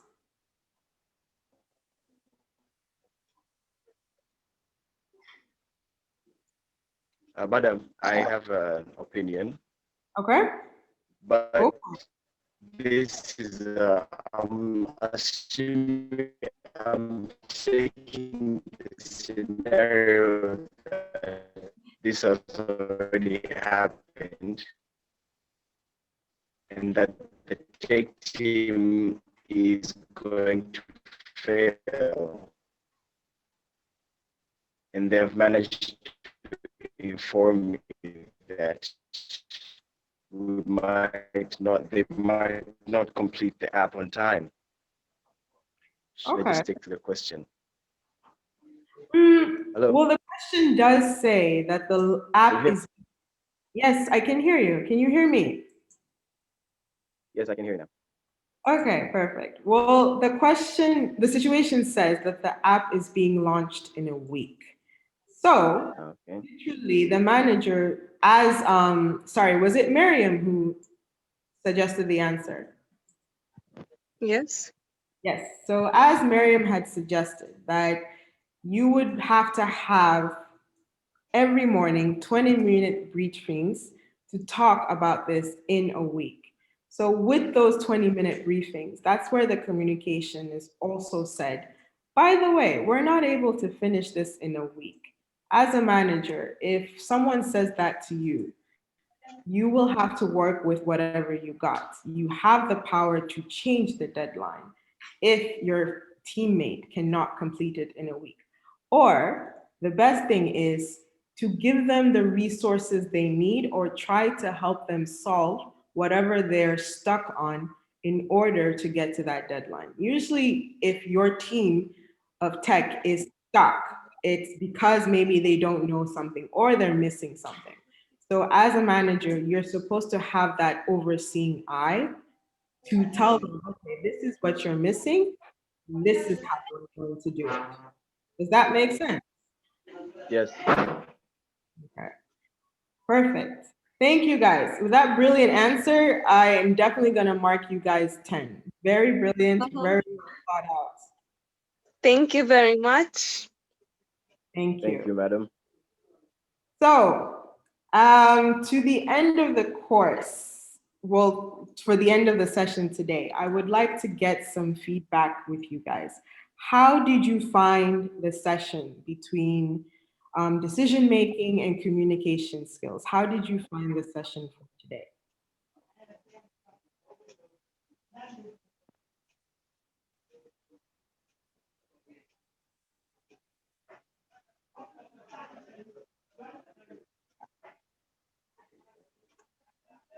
I could say today's session was really good. It I'd was say great. they were interactive. The teachers encouraged interaction. Okay. You like the fact we encouraged interaction, okay? Yes. Okay. Miriam, you were about to say something? Yes, I wasn't there in the previous decision-making session, but I'm sure it was great. I'll have to go through the recorded session, but Right. today's session was great. Awesome.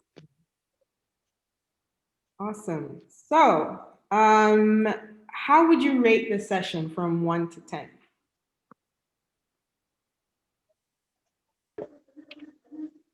I give it a solid 9. Thank you for that. Yeah, this definitely Mark. What can we improve to make the sessions better? Personally, I would rate the session, as I can't give 10, so I would give 9.9. But For the sake of that yeah, one, so what can I do to make it 10? no, it can't be perfect. But yeah, so I mean, it was really great. And maybe what we need to improve is on time, the time, because okay, we might have other things to do. So like we are basically 1 hour late now from the time we had to finish. Yes, yes, It's the only thing I have. we know that for sure. I think everyone has to also be on time. But as for the lesson session and the instructors interaction today, things were even greater than the previous sessions. All right. Thank you for the very constructive feedback. All right. Okay. Thanks, guys. So tomorrow is our last soft skill lesson. It's going to be on personal branding. Now, what I need you guys to do for the class is please take a look at the assignment early on. There is a quiz. It's more of an assignment that each of you need to take, and it would be really helpful if you guys can take it beforehand. So basically, the personal branding is how you communicate about yourself to the future employers, or you as the company entrepreneur, how you can brand yourself to the people in your industry. So there is a website on the assignment. The assignment doesn't have a duration. You guys will need to do it overnight and then submit it over the weekend. It's basically a personal SWOT assessment. But before you get to the SWOT assessment, I need you guys to do the quiz, and then I'll explain more about the quiz during this session tomorrow. So kindly please be on time, and we will try to also finish on time with our other sessions as well, so we don't have to finish around 9. All right. Any questions, comments, or concerns? So far, no Madam. from me. From me. Yes. Tell me.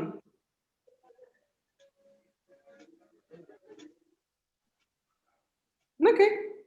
Sounds good. I guess no one has comments. Thank you. Thank you, Madam. guys. Hope. Madam, Yes. sorry, I have one question. Yes. I would like to know how to access the items from the website, because I just joined today and I missed out the part where you instruct me how to use the website because I couldn't access the questions because I don't know where to log in to get them. So let me just. On my face. What is going on here? Okay, let me just open a new link and then I can show you. All right.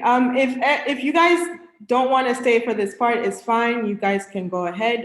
Mark, just stay behind so I can give you a quick tutorial. Okay, bye. Have a good night. You too. Bye. Good night. Mark, stay behind. I need to show you. Yeah. Okay.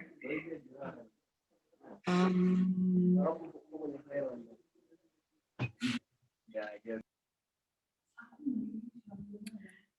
Okay. Hey, Jesus, what's happening? I don't know. I can't share my screen. What did you do? Okay, so this is the landing page, learning.smartlab.co.tz. You first need to do is register for the course. Once you register, once you confirm your email, you then go to the soft skills course.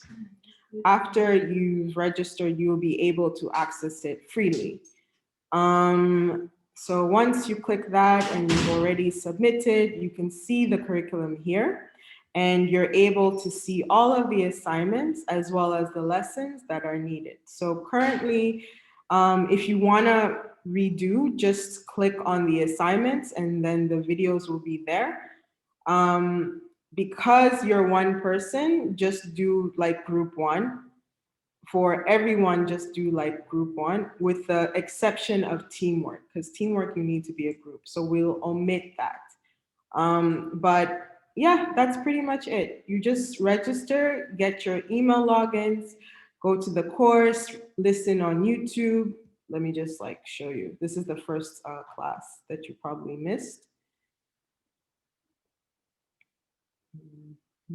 So you can only see the assignment once you've logged in. Right now, I'm not a user, so I can't see the assignment, but everything is here. You can listen in to how we taught the course.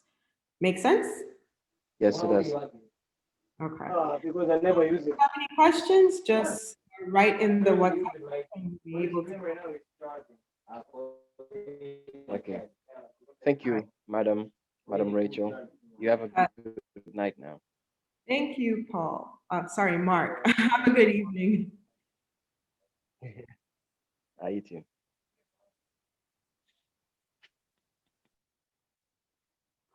One of the boys is 84.